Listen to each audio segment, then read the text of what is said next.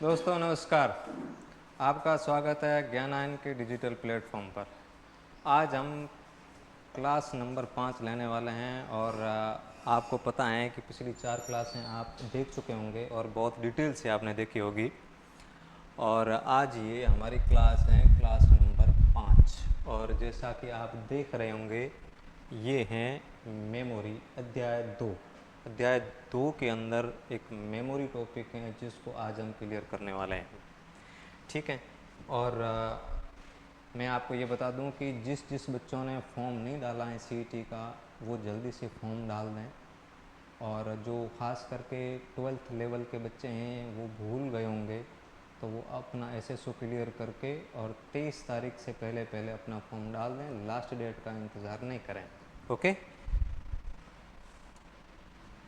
दोस्तों, ये स्लाइड हमारे बारे में है कंप्यूटर, और ये क्वालिफिकेशन है आरएस मेंस रिटन और presently work in the India post. Okay, और आगे हाँ, आज हम टॉपिक क्लियर करने वाले हैं वो है मेमोरी। मेमोरी क्या होती है? मेमोरी वही चीज़ें जो हमारे दिमाग के अंदर रहती हैं। जो हमारा दिमाग है किसी चीज़ को याद करता है उसी को हम इंग्लिश में क्या बोलेंगे? मेमोरी। देखो, हम कंप्यूटर पढ़ रहे हैं इसका मतलब ये नहीं कि वो कुछ अलग है, हमारे डेली लाइफ से अलग है, ऐसा नहीं है। कंप्यूटर वही चीज़ है जो हमसे जुड़ी हुई चीज़ है। ठीक है। मेमोरी हम बोल देते हैं ना कि भाई मेमोरी कितना काम कर रही है, आप कितना अंदर गेन कर रहे हैं और कितना उसको स्टोर कर पा रहे हैं। इसमें इसको हिंदी में क्या हम बोलेंगे? स्मृति। ठीक है। तो वही चीज़ मेमोरी, और कंप्यूटर में किस तरीके से होती है, उसमें क्या स्टोर करता है, वो सारी की सारी चीज़ें हम डिटेल में पढ़ेंगे। और आज हम सिलेबस के अकॉर्डिंग तो पढ़ने वाले हैं पर साथ साथ में इसको समझ के भी पढ़ेंगे। हम मेमोरी इस तरीके से आज पढ़ने वाले हैं कि आपको A to Z के लिए, अगर आपको किसी ने पूछ लिया बस या ट्रेन के अंदर सफ़र करते हुए, या फिर किसी ऐसे भी इंसान ने पूछ लिया कि मेमोरी क्या होती है बताओ, तो आपका भले ही बैकग्राउंड कंप्यूटर ना हो, पर आज आप ये क्लास देखने के बाद में मैं दावे के साथ में बोल सकता हूँ 100% आप उनको मेमोरी समझा सकते हो, उनको बता सकते हो कि असल में मेमोरी क्या होती है। अपने माइंड से जोड़ के आज मैं आपको पढ़ाने वाला हूँ। ठीक है। देखो, मैंने स्पष्ट तरीके से लिख रखा है कि मेमोरी क्या है। ठीक है। मेमोरी स्मृति क्या है? मेमोरी स्मृति कंप्यूटर का वह भाग है जहाँ डेटा, निर्देश, इंस्ट्रक्शन तथा परिणाम यानी इंफॉर्मेशन को स्थायी अस्थायी रूप से संग्रहित किया जाता है। ठीक है।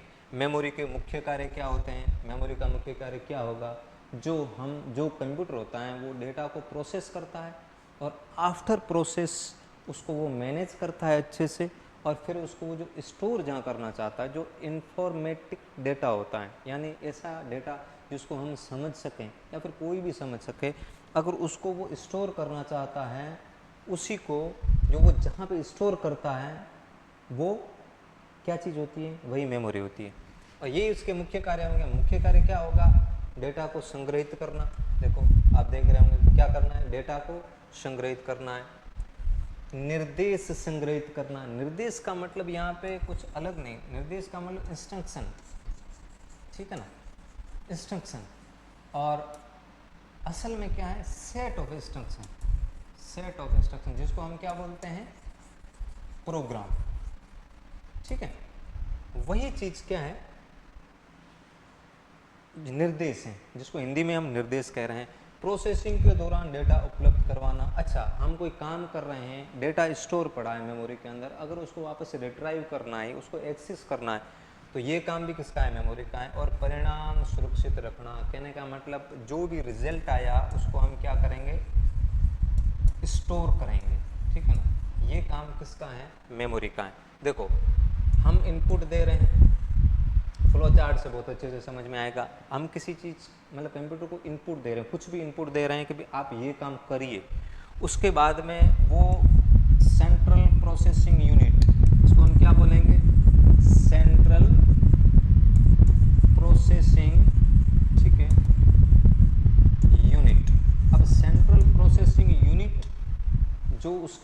केंद्रीय भाग है, कंप्यूटर का केंद्रीय भाग है, वो इसके अंदर इसको क्या करेगा, प्रोसेस करेगा। ठीक है, इसको क्या करेगा, ये प्रोसेस करेगा, और आफ्टर प्रोसेस वो क्या कर रहा है, इसको आउटपुट के रूप में दे रहा है, और वही आउटपुट कहाँ स्टोर हो रहा है, मेमोरी में। कहाँ स्टोर हो रहा है, ये स्मृति के अंदर। ओके, ये सिंपल चीज़ है। देखो मैं आपको एक बात बताता हूँ, जैसे हम बुक पढ़ते हैं, बुक पढ़ ली हमने, अब हमने ये किया कि वो बुक हमारे समझ में आ गई, यानी डेटा प्रोसेस हो गया, और प्रोसेस होने के बाद में अब हमको उसको याद करना है, जैसे कोई ट्रिक होती है उसको हम याद करते हैं। तो इस तरीके से जो हमको डेटा है एग्ज़ाम के लिए याद करना है, पहले आपसे हमने माइंड को बता दिया कि भी कोई डेटा है हमको एग्ज़ाम के लिए याद करना है, और उसको याद करने के लिए हम क्या करते हैं कि उसको कहीं ना कहीं स्टोर करने की कोशिश करेंगे। तो हमारे माइंड में भी क्या होता है, एक अग्रभाग होता है मेमोरी का, ठीक है, एक पश्च भाग होता है मेमोरी का। ठीक है, इस तरीके से मेमोरी डिवाइड की हुई है, भाग बनाए हुए, जिसके अंदर हम उनको ये भी बोल सकते हैं कि अस्थायी मेमोरी, ठीक है ना, जहाँ पे कुछ टाइम के लिए हमको याद रहता है। जैसे हम रेल या फिर बस के अंदर किसी से हमारी मुलाकात हो गई और हमने उनसे बातें की, उसका नाम पूछ लिया, उसके गांव का नाम पूछ लिया, पर हम उसको परमानेंटली तो याद नहीं करेंगे ना, कुछ टाइम के बाद में भूल जाएंगे। तो इसका मतलब हमने उसको कहाँ पे स्टोर किया है, अस्थायी मेमोरी के अंदर। ठीक है, और अगर कुछ ऐसी बातें हैं जो हमको असल में याद करनी है, मान लो बुक पढ़ी और हमको उसको याद करना है, स्थायी मेमोरी एग्ज़ाम तक हमको याद करना है, तो हम क्या करेंगे, उसको स्थायी मेमोरी के अंदर डालेंगे। और स्थायी मेमोरी के अंदर डालेंगे तो वही हम देखना आगे ये पढ़ेंगे कि किस तरीके से कंप्यूटर में भी अस्थायी और स्थायी मेमोरी होती है, कुछ टाइम के लिए टेम्परेरी और कुछ परमानेंट। तो देखो हमको साथ साथ में वो ये तो समझना ही है, पर ये भी समझना है कि एग्ज़ाम के अंदर किस तरीके से क्वेश्चन आते हैं। तो देखो आप मेमोरी को इस तरीके से पढ़ लें, इसके काम पढ़ लें, यहाँ से मे भी हो सकता है कि कुछ क्वेश्चन बन जाए कि मेमोरी के क्या काम होते हैं। ठीक है, इसको हम मिटा देते हैं ताकि आप लोगों के अगर आप स्क्रीनशॉट लें तो वो आसानी से ले पाएँ। ठीक है, ये आप देख लो।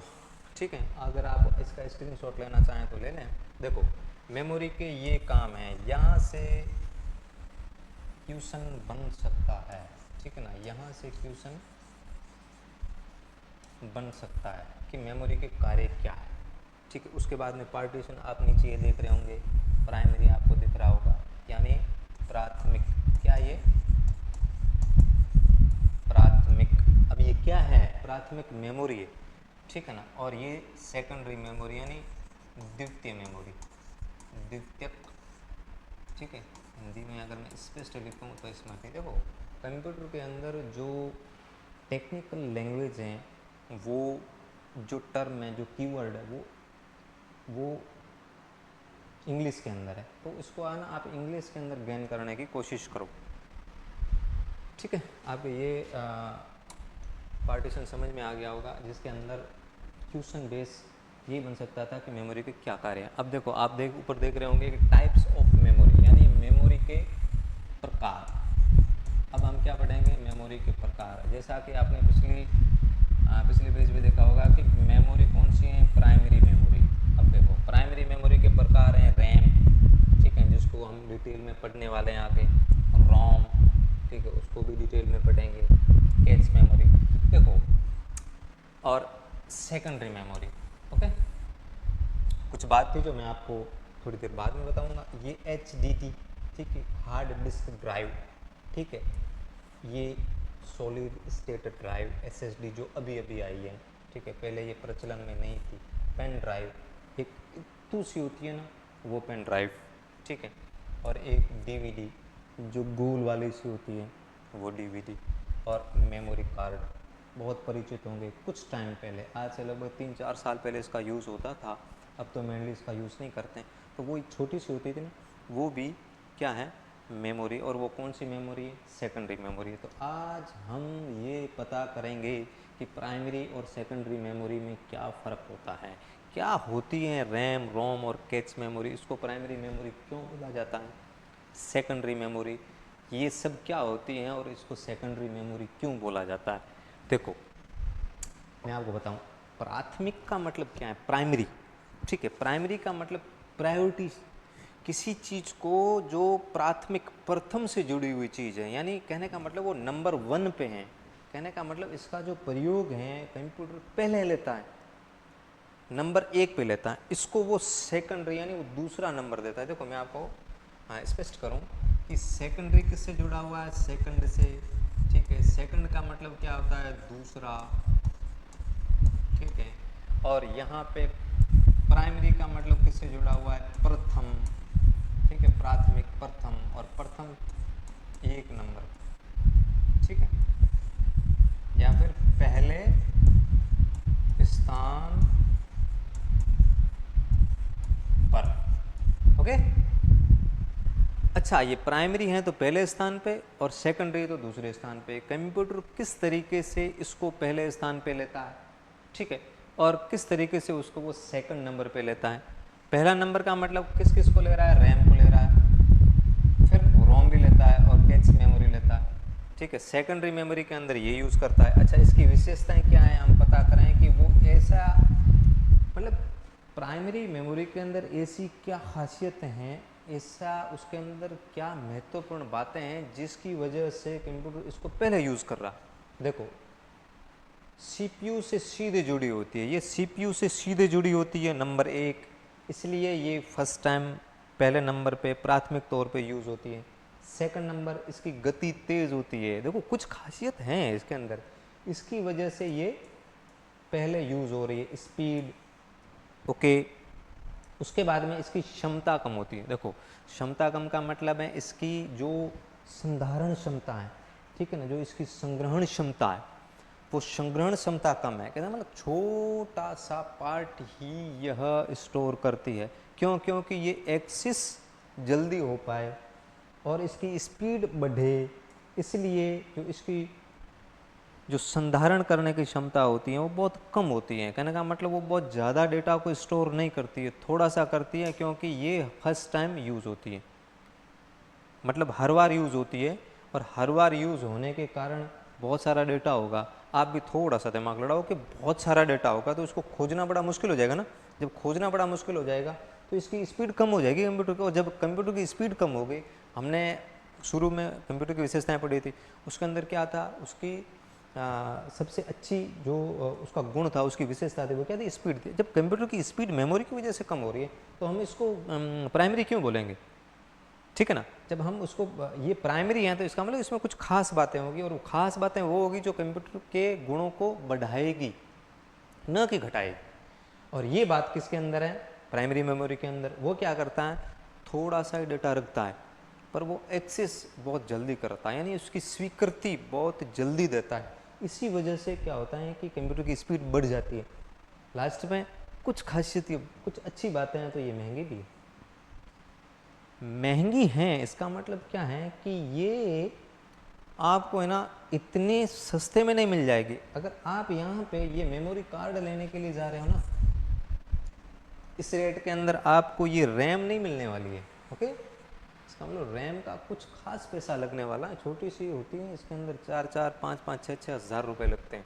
ठीक है, इसको थोड़ा सा और साफ़ कर देते हैं। आप स्क्रीनशॉट ज़रूर लेते रहिए। ये पीडीएफ आपको टेलीग्राम चैनल पे मिल जाएगी, टेलीग्राम चैनल डिस्क्रिप्शन पे डाल दिया जाएगा, और आप उस पर क्लिक ज़रूर करें और वहाँ पे पहुँचें, और आप ये पीडीएफ सीधे के सीधे पढ़ते रहें। अलग से नोट्स बनाने की ज़रूरत नहीं है, मैंने बहुत अच्छे से डाल रखा है, यहीं से सवाल उठेंगे।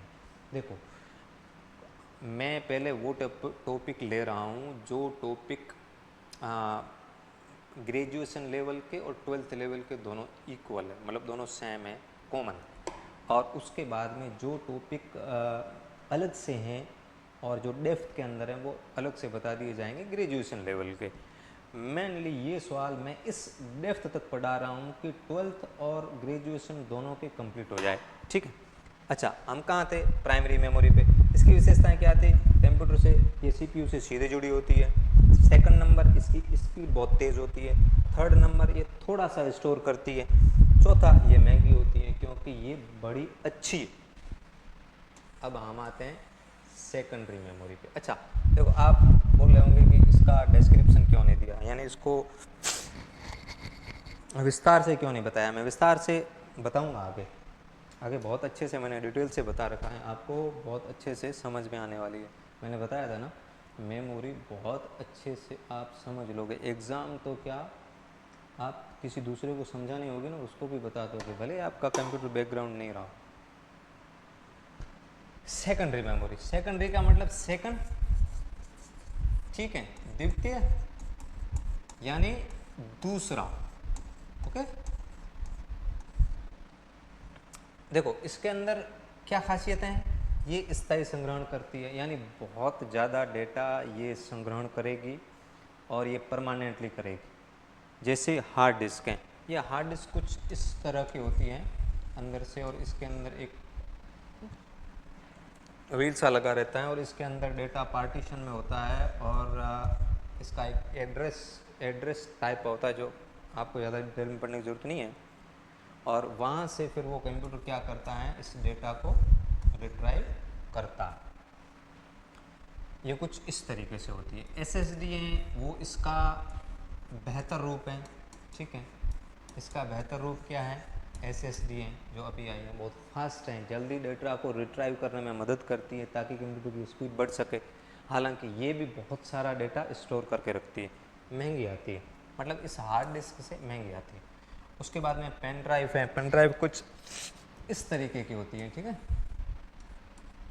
ठीक है, आपने ज़रूर देखी होगी, 8 GB की आती हैं, ठीक है, 16 GB की आती हैं, आजकल तो 64, 128 GB तक की भी वो आ रही है।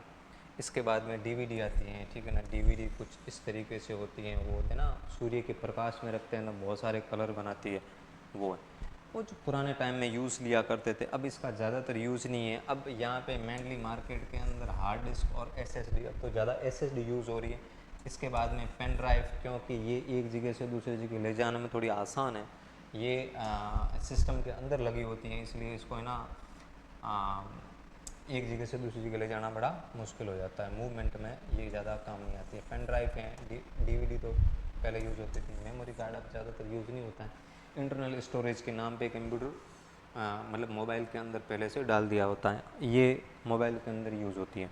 इसकी खासियतें क्या हैं कि ये स्थायी संग्रहण करती है, परमानेंटली स्टोर करती है। ओके, अधिक क्षमता होती है इसकी। अधिक क्षमता का मतलब यहाँ पे ये है कि ये ज़्यादा स्टोर कर रही है, कम स्टोर नहीं कर रही है, ज़्यादा कर रही है, और इसकी लागत कम होती है कंपेरेटिव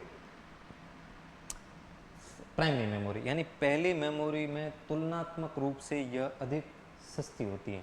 हालांकि महंगी ये भी अच्छी खासी होती है, पर इससे सस्ती होती है, ठीक है। तो दोस्तों हमने क्या पढ़ा, टाइप्स ऑफ मेमोरी कितने प्रकार की होती है जो कंप्यूटर के अंदर यूज होती है। अच्छा, मैं आपको ये बता दूं, हमारे माइंड में भी प्राइमरी और सेकेंडरी मेमोरी होती है। कहने का मतलब प्राइमरी मेमोरी वो जो टेम्पररी मेमोरी होती है। अच्छा, इसका एक ये नाम बोला जाता है टेम्पररी, ठीक है। टेम्पररी का मतलब है कि यह अस्थायी है, ठीक है,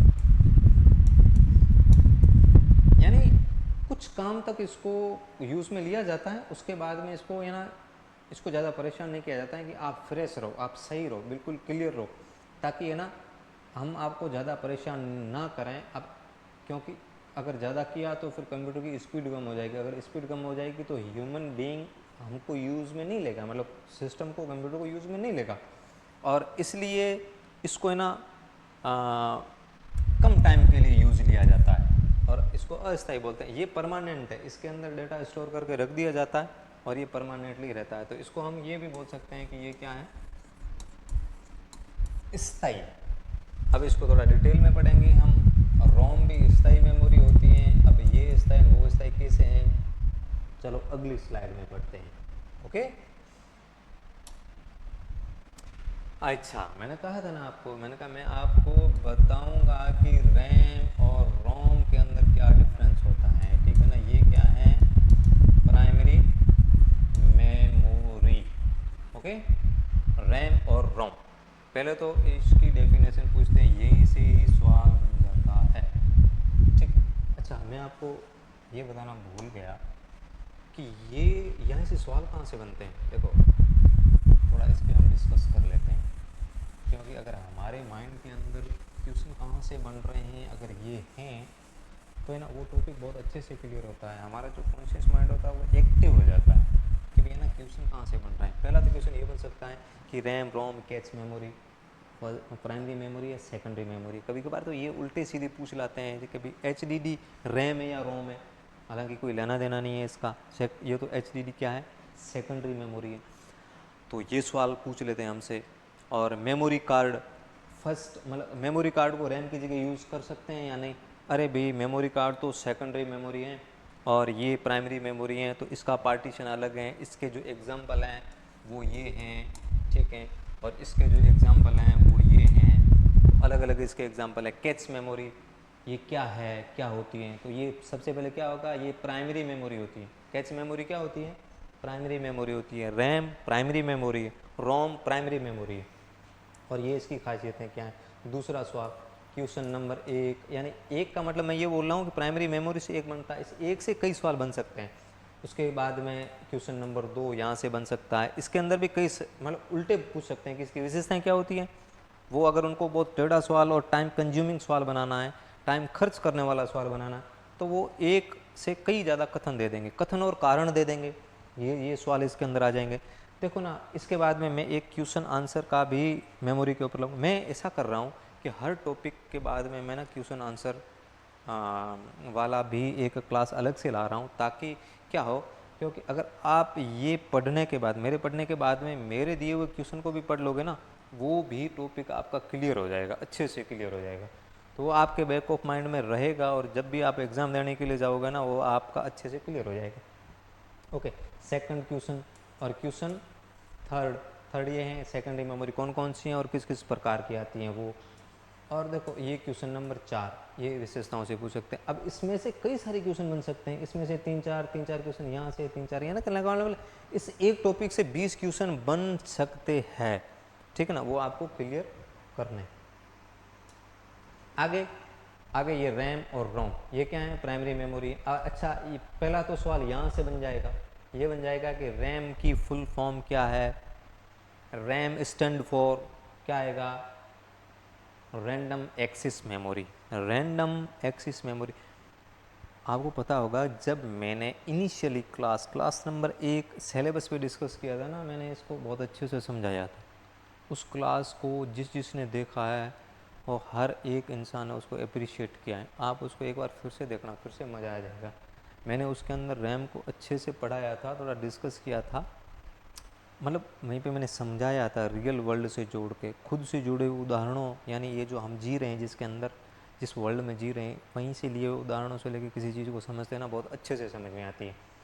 रैम, ये रैम रैंडम एक्सेस मेमोरी, ऐसा एक्सेस, ठीक है ना, जो रैंडमली होता हो, यानी मतलब कभी भी एक्सेस कर रहे हैं हम, ठीक है, रैंडम हो रहा है। और ये क्या है, अस्थायी है। एक सवाल, दूसरा सवाल यहाँ से बन गया, यानी इसको कभी कभार वो इंग्लिश में सीधे पूछ लेते हैं, मतलब वो रोमन भाषा में सीधे पूछ लेंगे, वो ले टाइल, ठीक है, वोलेटाइल मेमोरी कौन सी है, ठीक है, या फिर वोलेटाइल है या नहीं है, सेकंड क्वेश्चन ये।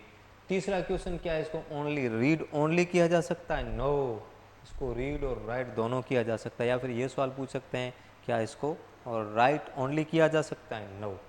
तो तीसरा सवाल ये बन गया। देखो इसके हर क्वेश्चन से मैंने जो जो टॉपिक और जो जो यहाँ पे मुख्य बिंदु लिखे हैं, वो हर एक से क्वेश्चन बन रहा है, अच्छे से बन रहा है। बिजली बंद होने पर डेटा नष्ट हो जाता है, ये सब बोला जाता है, बिजली बंद होने पर डेटा नष्ट हो जाता है। नीचे दे दिए जाते हैं ऑप्शन की कौन सी मेमोरी है, रैम है, रोम है, कैच मेमोरी है या HDD है, ऐसा सवाल बन जाता है। देखो यहाँ से भी ये सवाल बन रहा है। उसके बाद में प्रोसेसिंग, ठीक है, प्रोसेसिंग के समय सबसे अधिक उपयोगी कौन सी है, मैंने आपको थोड़ी देर पहले समझाया, वो रैम है। क्यों, क्योंकि ये क्या होता है कि CPU के जस्ट पास में लगी रहती है, ये CPU है और यहाँ पे ये सेकेंडरी मेमोरी है, ठीक है, सेकेंडरी मेमोरी है, तो ये कहीं ना कहीं यहाँ बीच में लगी है रैम, ठीक है, यहाँ बीच में लगी है, तो कहना मतलब कि ये डेटा यहाँ स्टोर कर रही है कुछ टाइम के लिए, और वही CPU इसको रिट्राइव कर रहा है यानी वापस ले रहा है और फिर वही प्रोसेस करके यहाँ पे डाल रही। कहने का मतलब मैं आपको थोड़ा सा और डिटेल में मैं आपको समझा दूँ कि ये रैम काम कैसे करती है। देखो, और काम मतलब ऐसे क्यों कर रही है कि रैम रैम रैम बहुत ज़्यादा हम कर रहे हैं और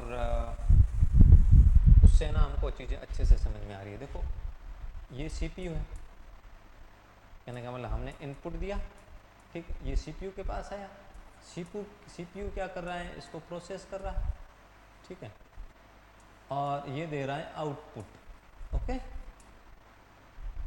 पर कहीं ना कहीं यहाँ पे रैम लगी होती है, ठीक है, हम इसको बड़े से फॉर्म में डाल के ये बोल सकते हैं मेमोरी, ठीक है, मेमोरी एक टाइम के लिए हम इसको बोल सकते हैं मेमोरी। अब ये रैम है ना, रैम क्या हो रहा है, जैसे मैं आपको हाँ छोटे से उदाहरण से बता देता हूँ। सीपीयू क्या क्या क्या करता है, जैसे हमको बहुत सारी चीज़ें ऐड करनी है, कहने का मतलब जोड़ करना है।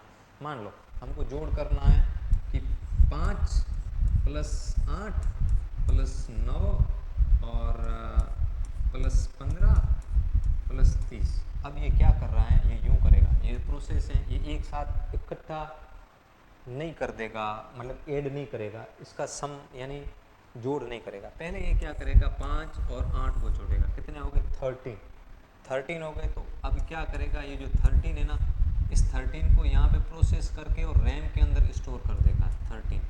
फिर क्या करेगा, ये 9 को उठाएगा, फिर क्या करेगा, 9 को उठाएगा एज ए इनपुट, 9 को उठाया इनपुट उठाने के बाद में फिर क्या करेगा, इस 13 को वापस यहाँ पे लाएगा, अंदर सीपीयू के अंदर लाएगा, ठीक है, और फिर 9 + 13 को फिर से ऐड करेगा। ऐड करने के बाद में क्या करेगा, अब क्या उत्तर आया 22।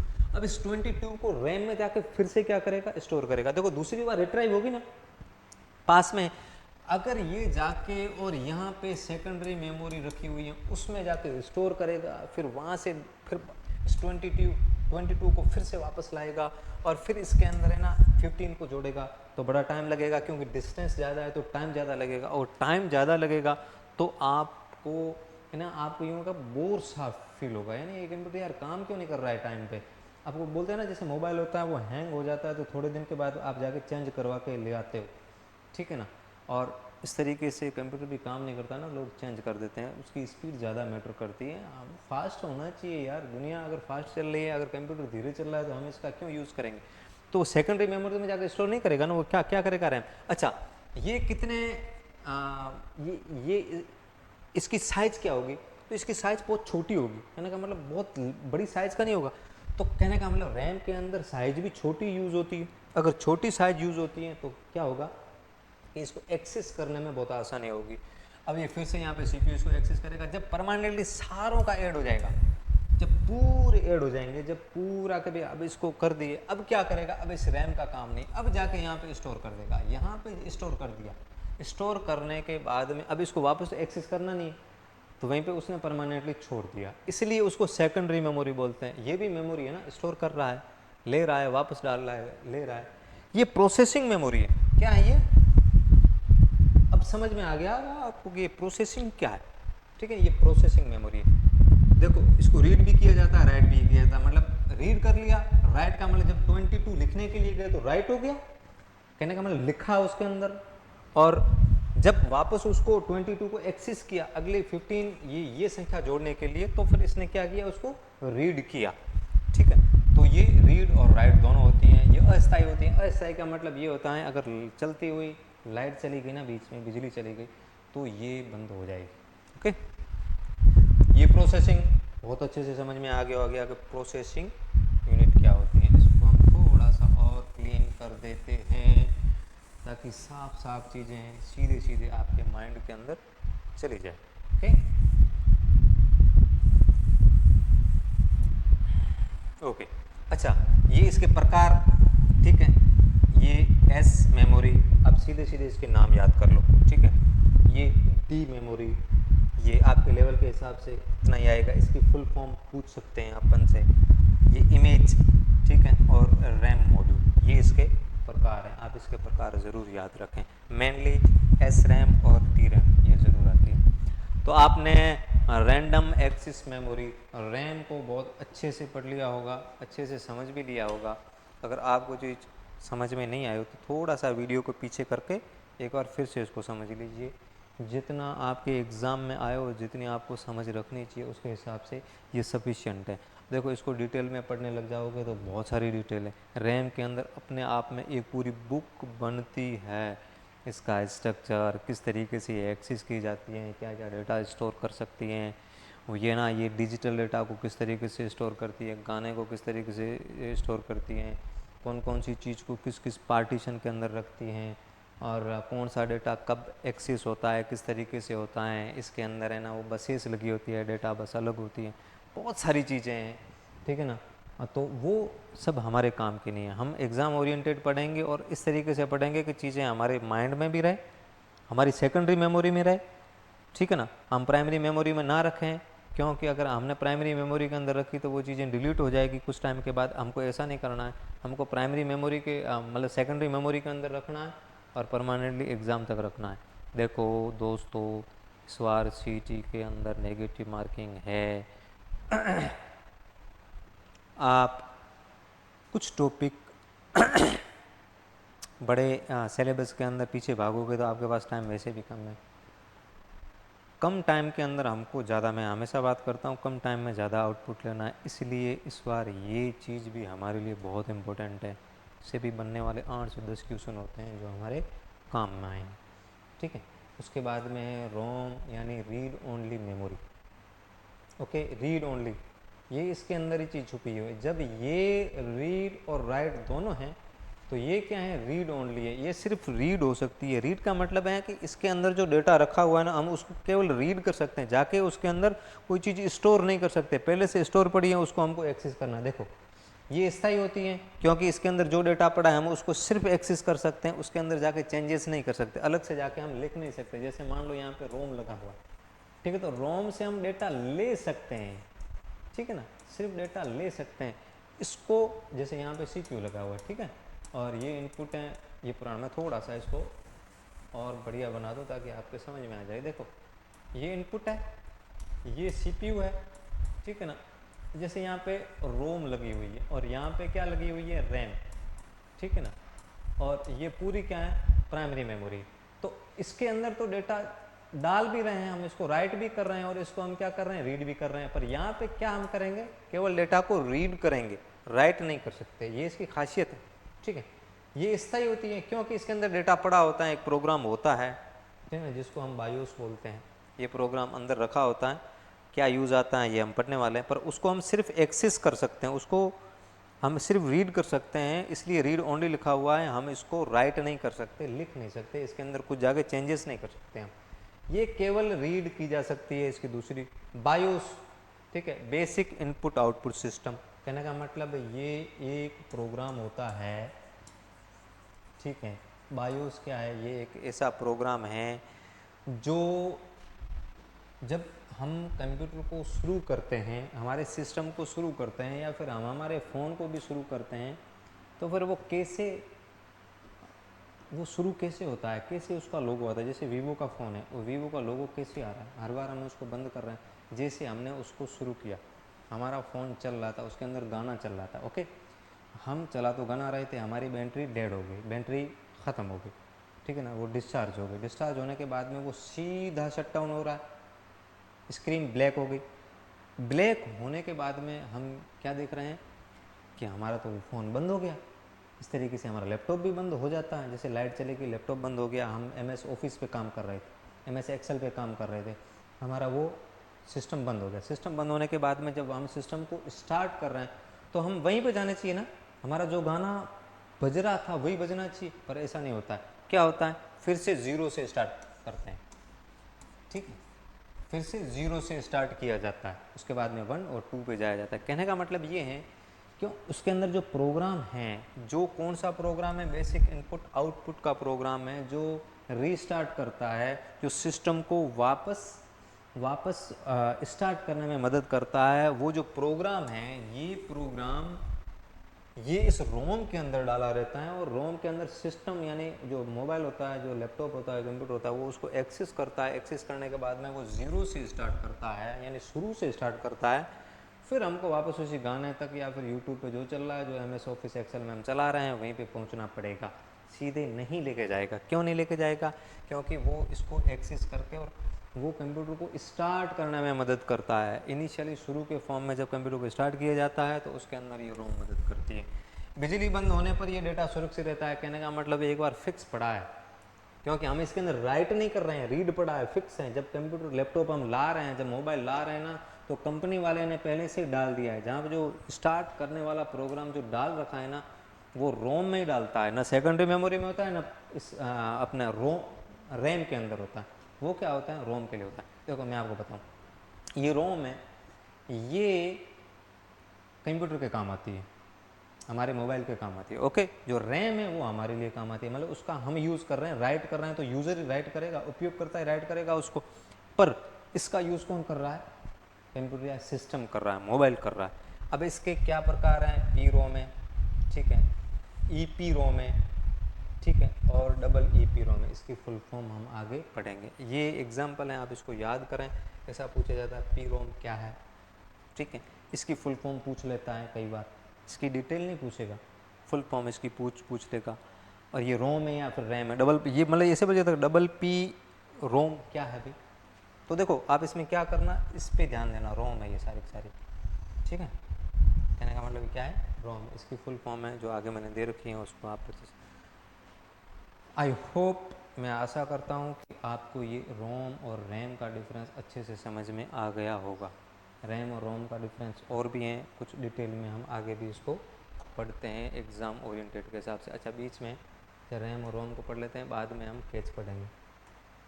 मैंने इसको अगली स्लाइड में डाल रखा, देखो रैम और रोम में अंतर, इसकी प्रकृति यानी नेचर इसका कैसा है, ठीक है, अस्थायी वोलेटाइल, और ये स्थायी है वोलेटाइल। पहले तो मैं आपको ये बोलूँगा कि आप इसका स्क्रीनशॉट खींच लें, इसके अंदर बहुत सारी चीज़ें मैंने समझा के रखी हैं, अब आप उसको सीधा सीधा याद कर लें, और कुछ चीज़ें जो मैंने नहीं बताई है वो मैं आपको बता देता हूँ। किस प्रकार का डेटा होता है? तो बिजली बंद होने पर डेटा नष्ट हो जाता है, बिजली बंद होने पर डेटा सुरक्षित रहता है। कार्य क्या होता है, इसका वर्क क्या है, ठीक है। तो प्रोसेसिंग के दौरान डेटा एवं प्रोग्राम को संग्रहित करती है, प्रोसेसिंग के दौरान, याद रखना। और ये बूटिंग यानी लैपटॉप, कंप्यूटर, मोबाइल को बूट यानी शुरू करने के लिए, इसको ये मानो कि शुरू करने या स्टार्ट करने के लिए आवश्यक निर्देश बायोस फर्मवेयर संग्रहित करती है। देखो फर्मवेयर कभी कभी ये सीधा पूछ लेता है फर्मवेयर क्या है या फिर किसमें स्टोर रहता है, तो ये किसमें स्टोर होता है? रोम में। ओके, रोम में स्टोर होता है फर्मवेयर या फिर बायोस। अब देखो डेटा परिवर्तित क्या रीड और राइट होता है, दोनों में संभव है, डेटा परिवर्तित होता है। इसमें केवल रीड होगा, डेटा परिवर्तित नहीं होगा। ओके, इसकी स्पीड गति क्या है? अधिक तेज होती है, ये भी अपेक्षाकृत धीमी होती है, पर सेकेंडरी मेमोरी से ज़्यादा होती है, क्योंकि प्राइमरी मेमोरी है ये भी प्राइमरी मेमोरी। अब इससे कम स्पीड है इसकी, हालांकि ऐसा पूछा नहीं जाएगा, अगर पूछ ले तो ये मान के चलना कि रैम थोड़ी सी स्पीड ज़्यादा होती है और इसकी थोड़ी सी स्पीड कम होती है। क्षमता यानी धारण क्षमता, ये कौन सी क्षमता की बात कर रहा है? धारण क्षमता, कितना डेटा स्टोर कर सकती है, तो ये अधिक कर सकती है, ये कम कर सकती है, ये बहुत कम है, क्योंकि एक ही प्रोग्राम होता है, ज़्यादा तो स्टोर करने की जरूरत नहीं होती। कंपेरेटिव इससे ये ज़्यादा कर सकती है, इसमें भी कोई ज़्यादा नहीं होता है। अब ये अगर इसकी तुलना सेकेंडरी मेमोरी से की जाएंगे तो ये डेटा सेकेंडरी मेमोरी से भी कम स्टोर करती है, वहाँ पे उसके लिए सेकेंडरी मेमोरी से अगर कंपैरिजन करेंगे तो क्या हो जाएगा? कम आ जाएगा, ठीक है। सीपीयू से संबंध, सीपीयू द्वारा सीधे उपयोग में की जाती है। ये सीपीयू केवल बूटिंग के समय निर्देश पढ़ता है, बूटिंग यानी स्टार्ट कर रहा है, जो स्टार्ट कर रहा है उसी के टाइम ये डेटा पढ़ रहा है, ठीक है ना, स्टार्ट कर रहा है उस टाइम डेटा पढ़ रहा है, वरना इसको वो छेड़ता भी नहीं है, ठीक है, पर इसको हम हर टाइम यूज़ कर रहे हैं। उपयोग इसका वर्तमान कार्य, करंट प्रोसेसिंग, जो हम प्रोसेस कर रहे हैं, जैसे मान लो हम वर्क एक्सेल पे काम कर रहे हैं या पीपीटी पे काम कर रहे हैं या फिर इसके अंदर वर्ड पे हम काम कर रहे हैं, कोई हम लेटर को प्रिंट कर रहे हैं और उसमें हम टाइप कर रहे हैं, जैसे हमने टाइप कर दिया सेवा में श्रीमान, तो सेवा में तो वो जाके स्टोर कर रहा है, फिर श्रीमान जाके स्टोर कर रहा है, बीच में हमने गलत कुछ लिख दिया तो हमें उसको वापस बैक स्पेस लेके उसको डिलीट कर रहे हैं, तो वापस जाके वो मेमोरी में डिलीट हो रहा है। तो ये सब हो रहा है, कैसे हो रहा है? ये करंट यानी वर्तमान वर्तमान में यूज हो रहा है, प्रोसेस हो रहा है। ये स्थायी हैं, ये परमानेंट इंस्ट्रक्शन यानी सेट ऑफ इंस्ट्रक्शन प्रोग्राम को वो अंदर डाल रहा है, ठीक है, मतलब उसको रिट्राइव कर रहा है। उदाहरण क्या है, DDR3, हालांकि ये पूछे नहीं जाते इतने ज़्यादा डिटेल में, फिर भी अगर आप याद करना चाहो तो याद कर सकते हो। इसके पी-रोम में, EEPROM में ये हैं। कीमत क्या होता है इसकी, अपेक्षाकृत महंगी होती है, ये अपेक्षाकृत इससे सस्ती होती है, ओके, वरना प्राइमरी मेमोरी थोड़ी सी महंगी ही होती है, ओके। अब हम वापस आते हैं और हम पढ़ते हैं क्या, कैच मेमोरी। देखो ये हमने पढ़ा था ना, यहाँ पे देखा था, देखो कैच मेमोरी यानी ये किसका पार्ट है, प्राइमरी मेमोरी। आप कैच मेमोरी को यही समझ लो कि एक ऐसी मेमोरी, अब क्या हुआ कि रैम जब आई मार्केट के अंदर, तो रैम आने के बाद में क्या हुआ कि कुछ लोगों ने ये सोचा कि यार है ना, रैम थोड़ा सा है ना और स्पीड कम कर रही है, अब क्या करो कि रैम से भी कोई और तेज़ ले आओ, क्योंकि जब सुपर कंप्यूटर जैसी अवधारणाएं आने लगी तो स्पीड ज़्यादा मैटर करने लगी और रियल टाइम पे काम होने लगा। रियल टाइम का मतलब ये हुआ कि मैं आपको ये बताऊं, रियल टाइम को हम कैसे करेंगे। जैसे कोई रॉकेट हम लॉन्च कर रहे हैं, ओके, रॉकेट जा रहा है ऊपर, रॉकेट ऊपर जा रहा है, और क्या हुआ कि रॉकेट ने यहाँ से हमको सिग्नल भेजा नीचे, जैसे इसरो कोई रॉकेट भेजता है या फिर नासा कोई भेजता है, रॉकेट ऊपर भेजता है, तो वो हमको सिग्नल दे रहा है यहाँ पे नीचे, उसने संकेत दिया और उसने कहा कि यार मेरा थोड़ा एंगल सही करो आप, मेरा एंगल थोड़ा टेढ़ा हो रहा है वरना मैं पथ से भटक जाऊंगा। ये इनके पास आया और इन्होंने वापस बोला कि हाँ ठीक है, हम आपका एंगल सही कर रहे हैं। देखो इसमें अगर कुछ भी, अब इसकी स्पीड ज़्यादा है, रॉकेट की स्पीड ज़्यादा है, अगर इसमें कुछ भी लेट हुआ, इसकी यानी जो मैसेज पास हो रहा है, ठीक है ना, दोनों के बीच में चैट हो रहा है, ठीक है, चैटिंग हो रही है दोनों के बीच में, तो उस चैटिंग में अगर कुछ भी डिले हुआ, ठीक है ना, थोड़ा सा भी मैसेज धीरे या फिर ज़्यादा टाइम लेके पास हुआ, तो फिर क्या होगा कि ये अपने, ये जब तक इसको सही एंगल सही करने का बोलेंगे तब तक तो क्या होगा, ये रास्ता भटक चुका होगा। तो हम इसको क्या बोलेंगे, ये रियल, ये वास्तविक टाइम पे नहीं कर रहा है, रियल टाइम में ये वर्क नहीं कर रहा है। अगर रियल टाइम में वर्क कर रहा है ना, इसका मतलब हम यहाँ से मैसेज पास किया और फिर वो उसने अपना पाथ सही कर लिया, उसने अपना पथ सही कर लिया। अगर ये काम हो रहा है तो फिर इसके लिए तो ज़्यादा मैटर करेगी स्पीड, ठीक है। और रैम से थोड़ा सा ना ये रियल टाइम वाला काम नहीं हो रहा था, इसमें थोड़ा ना स्पीड की प्रॉब्लम आ रही थी, तो फिर उन्होंने क्या सोचा कि यार इसको थोड़ा है ना और पास में कर देते हैं। कहने का मतलब है कि यहाँ पे इनपुट है और यहाँ पे ये CPU लगा हुआ है जो प्रोसेस कर रहा है, और जैसे उसके नीचे बना देते हैं, जैसे यहाँ पे रोम, जैसे रैम को वो एक्सेस कर रहा है, रोम को वो एक्सेस कर रहा है, ठीक है ना, ये भी प्राइमरी मेमोरी है। इन्होंने क्या कर दिया, इनके बीच में एक और मेमोरी डाल दी और इसको इन्होंने क्या बोल दिया, कैच मेमोरी। क्या बोल दिया, कैच मेमोरी। अभी जो कैच मेमोरी डाल दिया, देखो अभी इसकी डिस्टेंस कम है, यानी क्या मतलब दूरी कम है, ये दूरी कम है। अगर दूरी कम है तो क्या हो रहा है कि ये जो रैम है इससे पहले भी, और अच्छा इसके अंदर भी डेटा भी बहुत कम स्टोर कर रहे हैं ताकि रिट्राइव उसको खोजने में ज़्यादा प्रॉब्लम ना हो। तो ये इसको क्या कर रहे हैं कि दूरी कम है तो ज़्यादा एक्सेस करेगा और रियल टाइम पे वो रिजल्ट देगा। अगर रियल टाइम पे रिजल्ट देगा, आउटपुट, ठीक है ना, आउटपुट देगा, तो है ना वो काम हो जाएगा। मैंने जैसे आपको थोड़ी देर पहले उदाहरण समझाया कि रियल टाइम क्या होता है। देखो ये बात आपके समझ में आ गई होगी, नहीं आ गई कि थोड़ा सा वीडियो को पीछे करके आप उसको बहुत एक बार अच्छे से समझ सकते हो। मैं आपको इस तरीके से समझाता हुआ चलूँगा कि आपका टॉपिक भी क्लियर हो जाए और एग्ज़ाम के पॉइंट ऑफ व्यू से भी आपको दिमाग में आ जाए। देखो मेरी बातें आप सीधे सुन भी लोगे ना और एग्ज़ाम के अंदर जाके बैठ जाओगे और फिर ऑप्शन छांटना भी एक प्रोसेस होता है। जैसे कुछ ऐसा होगा जैसे आपसे पूछेंगे, आप उसमें क्रॉस करते जाओ कि यार ये तो ज़्यादा तेज़ नहीं, ये यार बहुत कम है ना, इससे वो जैसे रोम है या वो रैम से थोड़ी सी कम है, सर ने बोला था। तो वो अगर आपको चीज़ें याद भी रहेगी ना, आप अपना माइंड लॉजिकल, देखो इंसान है, अगर लॉजिकल माइंड पे चलेगा तो बहुत आसान, ठीक है, उसका काम आसान हो जाएगा। अगर लॉजिकल माइंड पे भी चलोगे ना, रट के नहीं जाओगे लॉजिक, तो भी आपके अगर ये टॉपिक याद नहीं भी हुआ ना तो भी आपको वो याद रह जाएगा, आपको माइंड बता देगा। यही तो बात है कॉन्शियस और प्राइमरी और सेकेंडरी मेमोरी की, यही तो बात है। कुछ चीज़ें सेकेंडरी मेमोरी को तो वो जैसे ही क्वेश्चन आएंगे और वो आप वो माइंड अपने आप उसको रिट्राइव करेगा और आपके वो क्वेश्चन सेव हो जाएंगे। जैसे हम कैच मेमोरी पे आते हैं, कैच मेमोरी मुख्य मेमोरी क्या, ये सबसे तेज होती है। बात खत्म हो गई। बोला जाए कि सबसे तेज मेमोरी कौन सी होती है, तो ये ऑप्शन पर डिपेंड करेगा कि सबसे तेज, मैं ये बोलता हूँ ऑप्शन देता हूँ आपको, सबसे तेज मैंने ऑप्शन दे दिया, जैसे ए ऑप्शन दे दिया कैच मेमोरी, ठीक है। बी मैंने ऑप्शन दे दिया रैम, ठीक है। सी मैंने ऑप्शन दे दिया HDD, ठीक है। और डी मैंने ऑप्शन दे दिया सिर्फ मेमोरी, मेमोरी कार्ड। उत्तर क्या हो जाएगा, कैच, ठीक है। मैंने कैच को हटा दिया, अब ऑप्शन क्या हो गया, अब इसका उत्तर क्या हो गया, रैम, ठीक है ना।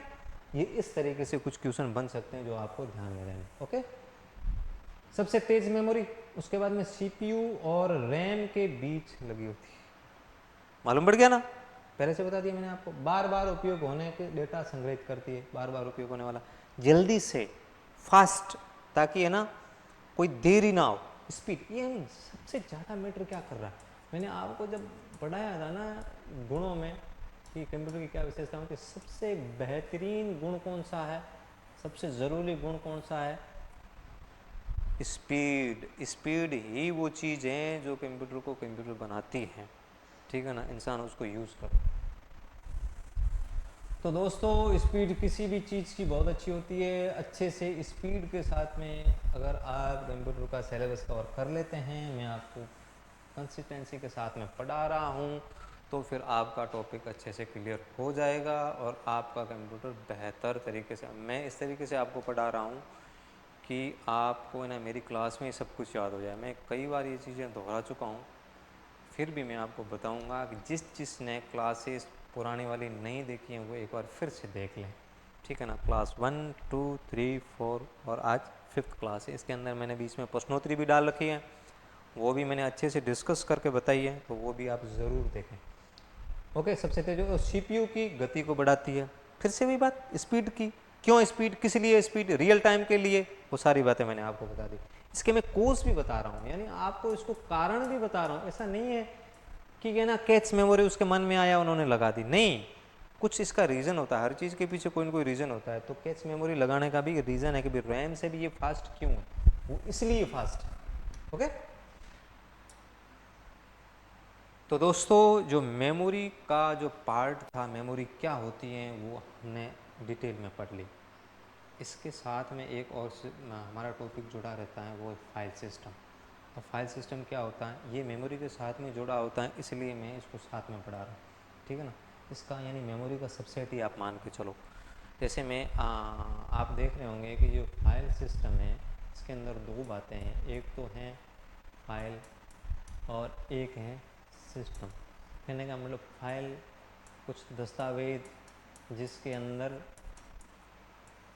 यानी दस्तावेज का समूह, ठीक है ना, जिसके अंदर रखा जाता है, उसको हम फाइल बोलेंगे। यानी इसके अंदर कई सारी चीज़ें डाली रहेंगी इसके अंदर हम, ओके।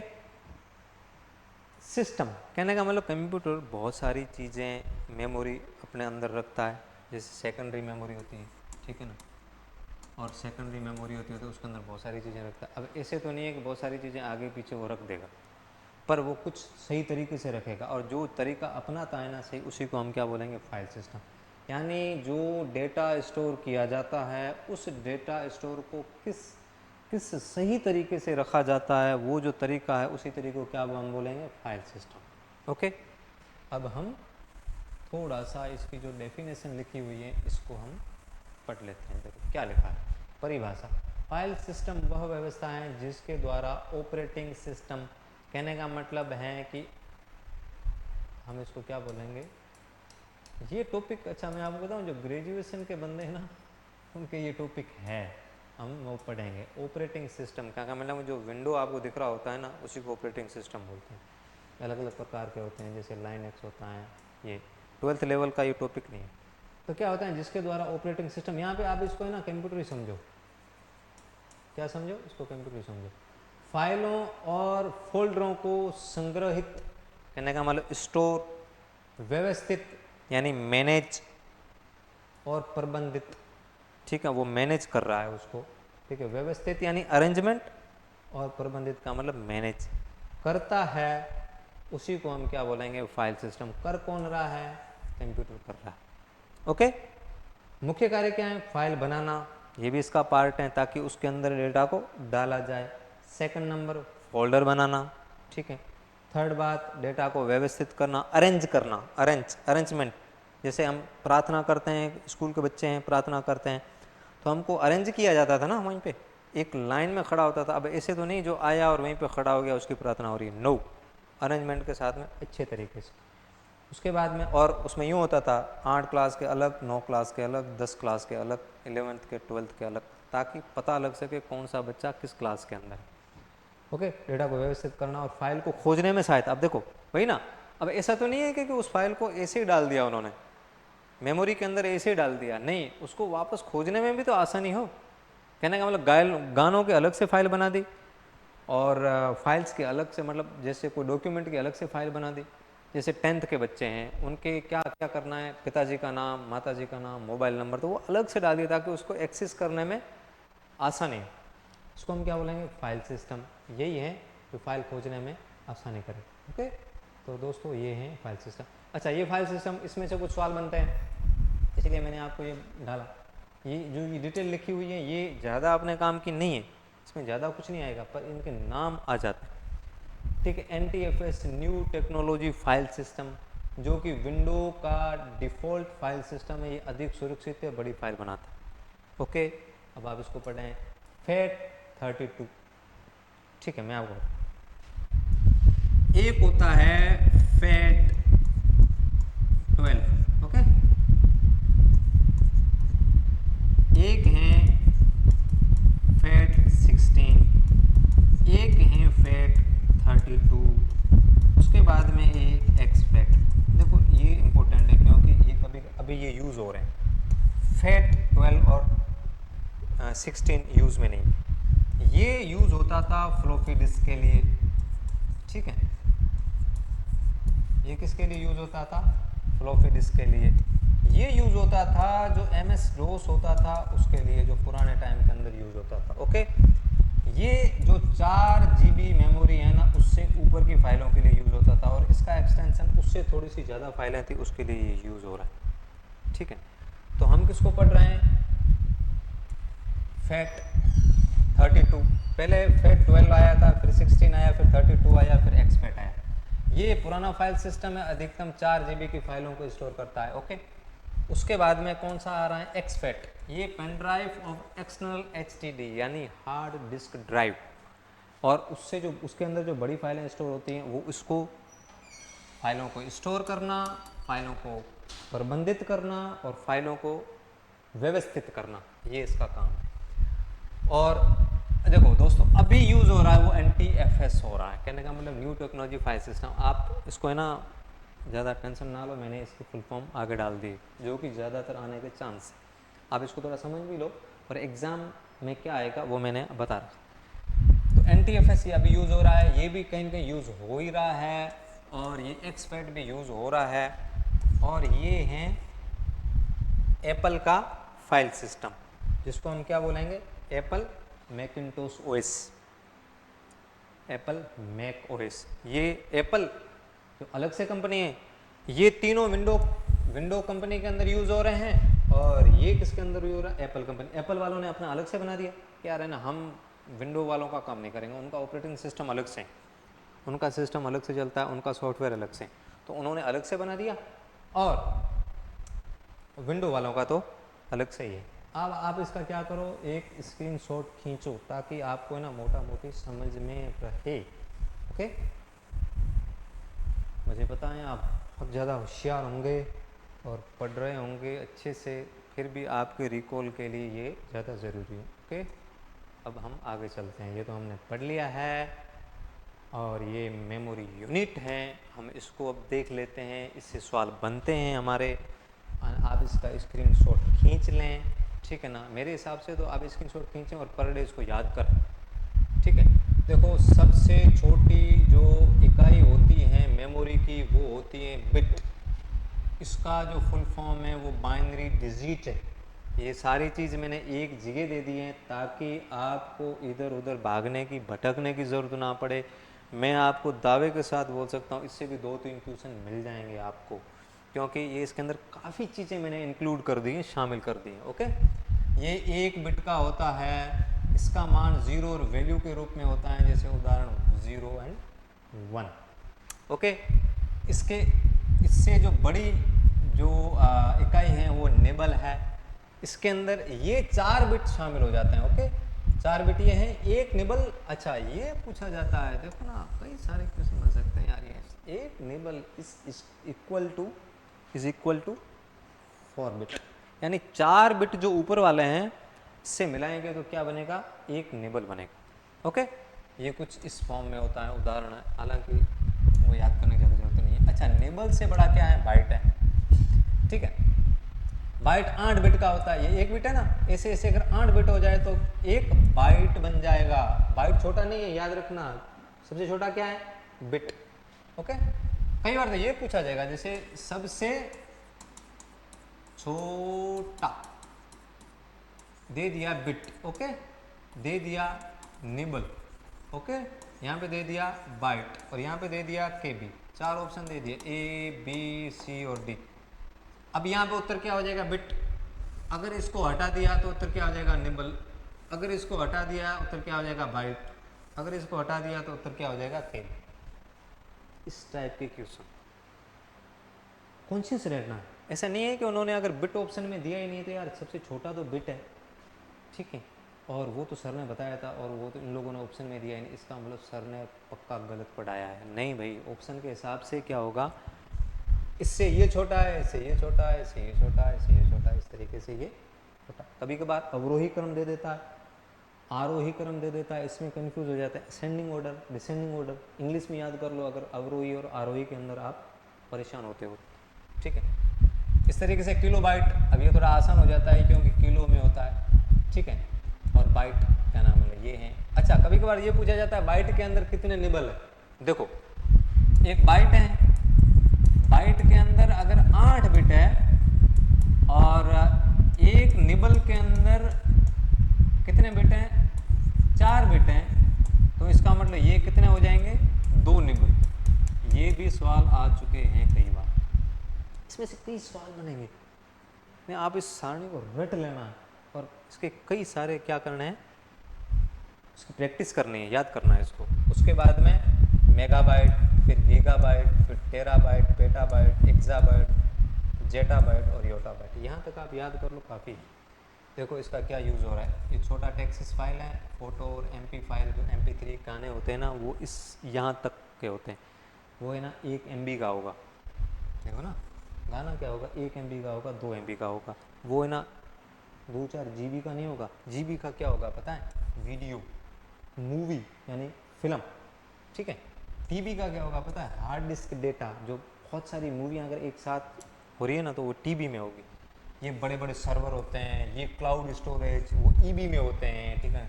बड़े बड़े क्लाउड स्टोरेज, क्लाउड का मतलब क्या होता है, बादल, ओके। कहने का मतलब असल में कोई बादल नहीं है, पर वो है ना, उन्होंने डेटा सेंटर बना रखे हैं स्टोर करने की, बड़ी बड़ी मेमोरी अमेरिका में लगा रखी है या फिर किसी ऐसे देश के अंदर उन्होंने लगा रखी है जहाँ पे डेटा स्टोर होता है।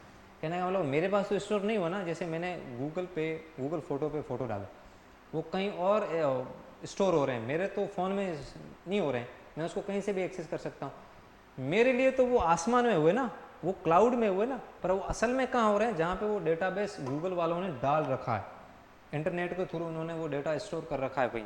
असल में कोई क्लाउड में जाके और बादलों के अंदर नहीं होता है वो स्टोर है ना, वो स्टोरेज बने होते हैं, बहुत बड़ा सा स्पेस होता है ना, 2, 3, 4, 5, 10 बीघा के अंदर वो फैले होते हैं स्टोरेज। उसको नॉर्मली क्या बोलते हैं, क्लाउड स्टोरेज। हम उसको क्या बोलेंगे, क्लाउड स्टोरेज।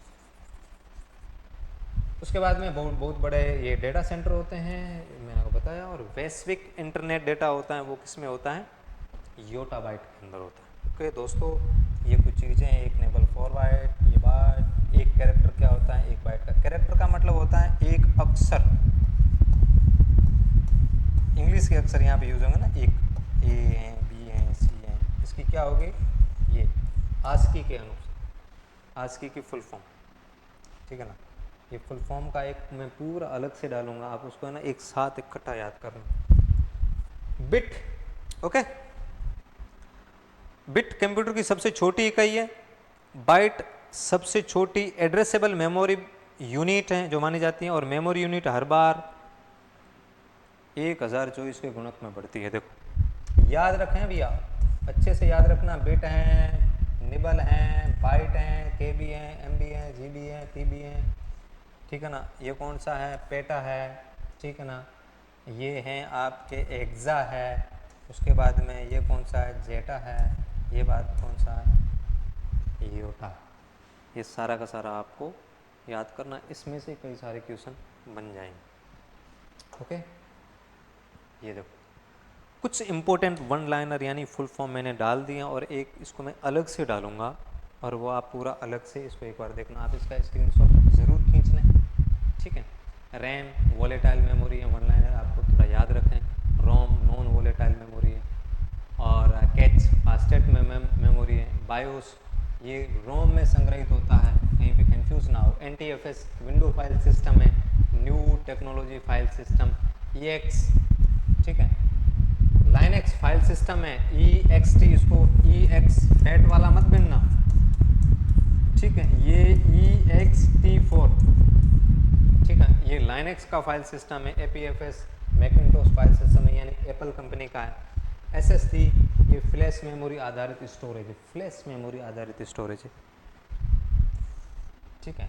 फ्लैश मेमोरी का मतलब ये होता है प्रकाशकीय, प्रकाशकीय आधारित मेमोरी, रेज पे डिपेंडेंट मेमोरी होती है, वो ये है SSD, ठीक है। थैंक यू दोस्तों, ये हमारा मेमोरी का टॉपिक था, और इसके अंदर बहुत सारी ऐसी चीज़ें जो अगर स्किप हो चुकी हैं और एग्ज़ाम ओरिएंटेड हैं, तो मैं क्या करता हूँ, यूट्यूब और जो टेलीग्राम चैनल है उस पर क्वेश्चन बना के डालता रहता हूँ। आप उससे ना वो दिन में एक बार जाकर वहीं पे देख लिया करें, तो क्या होगा, उससे वो थोड़ा आसान हो जाएगा। जो कुछ भी, एक तो ये ना वो सारे क्वेश्चन फॉर्म में होंगे, वो आपके रिपीट हो जाएंगे, और दूसरा ये होगा कि वो रिकॉल हो जाएंगे आपसे, और कुछ टाइम भी नहीं लगेगा, बहुत आसान तरीके से वो आपको, मैंने इतनी आसान तरीके से कंप्यूटर में आपको पढ़ा भी रहा हूँ, उसके क्वेश्चन भी दे रहा हूँ, यूट्यूब पे मैं क्वेश्चन बना कर डाल रहा हूँ, कभी कभार स्क्रॉल करते हुए, और यूट्यूब से भी अगर आप देखेंगे तो आपको, और आप एक काम कर सकते हो, कोई यूट्यूब का जो अपना चैनल है ज्ञानन एकेडमी चैनल, उस चैनल पे जाओ, और उसके अंदर जो पोस्ट ऑप्शन लिखा हुआ है, वीडियो, उसके बाद में प्ले लिस्ट, उससे आगे पोस्ट लिखा होगा, पोस्ट पे क्लिक करो, उसके अंदर बहुत सारे क्वेश्चन मैंने डाल रखे हैं, वो भी क्वेश्चन एक साथ आप मिला सकते हो, ठीक है ना। उसमें से वो क्वेश्चन आंसर आप उसमें आंसर दे सकते हो, क्लियरली आपको दिखेगा। बहुत सारों में डिस्क्रिप्शन डाल रखा है, वो भी आप पढ़ सकते हो। वो जैसे यूट्यूब चैनल देख लिया तो वो भी आप सीधे, मतलब यूट्यूब वीडियो देख लिया और वो भी आप देख सकते हो। इसके बाद में मैं टेलीग्राम पे दिन में डालता रहता हूँ, तो वो भी वहीं से भी आप पढ़ सकते हो, ठीक है। टेलीग्राम पे जो बाकी टीचर्स हैं ज्ञानन अकादमी के, वो भी क्वेश्चन आंसर डालते रखते हैं, वो भी आपके लिए सिलेबस ओरिएंटेड रिकॉल करने के लिए, उसको रिवीजन करने के पर्पज़ से वो डालते रहते हैं, ताकि बहुत सारा मैटर है, बहुत अच्छे से आप पढ़ सकते हो, ठीक है दोस्तों। आपका धन्यवाद जिसने ये प्रॉपर पूरी क्लास देखी, और जिसने पूरी क्लास देखी और पिछली क्लासें नहीं देख पाया है तो वो पिछली क्लासें ज़रूर देखें। और आप प्ले लिस्ट में जाओ, GHB सर लिखा होगा, उसके अंदर वो सारी क्लासें डाली हुई हैं, वो बहुत अच्छे से देखिए आप। और हम अध्याय दूसरा शुरू कर चुके हैं, हम दोनों को साथ में लेके चल रहे हैं, 12th लेवल का और ग्रेजुएशन लेवल का। और उसके बाद में जैसे ग्रेजुएशन लेवल के टॉपिक अलग से आ जाएंगे और 12th लेवल के क्लियर हो जाएंगे, तो फिर हम क्या करेंगे कि वो अलग से ग्रेजुएशन लेवल के डाल देंगे, तो वो उसमें आपको आसानी हो। और एक बार मैं आपको फिर से याद दिला दूँ, जिसने फॉर्म नहीं डाला है वो टाइम पे फॉर्म डाल दे, और लास्ट डेट का इंतज़ार मत करना। और इस बार ये दिमाग में रखना कि RSSB का पैटर्न भी चेंज हो रहा है, और नेगेटिव मार्किंग भी शुरू करती हैं। 3 साल सीईटी की वैधता रख दी है, तो आपको हर हाल में पास करना है, किसी भी हाल में 40% बनने चाहिए और कम इनपुट दे के ज़्यादा आउटपुट लो। ये इस सब्जेक्ट से लिए, बाकी भी सब्जेक्ट हैं और भी सब्जेक्ट हैं, मैथ हैं, रीजनिंग है, उसमें भी होता है। और मैं आपको एक और अपडेट देता हूँ कि मैं मैथ की क्लासें लाने वाला हूँ, तो आप मेरे से इसी तरीके से एग्ज़ाम ओरिएंटेड मैथ भी पढ़ो। ऐसा नहीं है कि मैं डिटेल में आपको पढ़ाने लग जाऊँ और मैं आपको ना मैथ का ज्ञाता पढ़ा दूँ, बना दूँ। SSC और CGL टाइप का मैं आपको मैथ सिखाऊँ, नहीं। मैं एग्ज़ाम ओरिएंटेड, एग्ज़ाम के लेवल के हिसाब से और यहाँ पे क्वेश्चन बता बता के मैं आपको पढ़ाऊँगा, तो वो भी बहुत अच्छे से, जिस तरीके से मैं आपको डिटेल में अच्छे से समझ में आने वाला कंप्यूटर पढ़ा रहा हूँ, उसी तरीके से मैथ और रीजनिंग भी पढ़ाने वाला हूँ। तो आप वो भी पढ़ने के लिए तैयार रहें। ठीक है दोस्तों, धन्यवाद।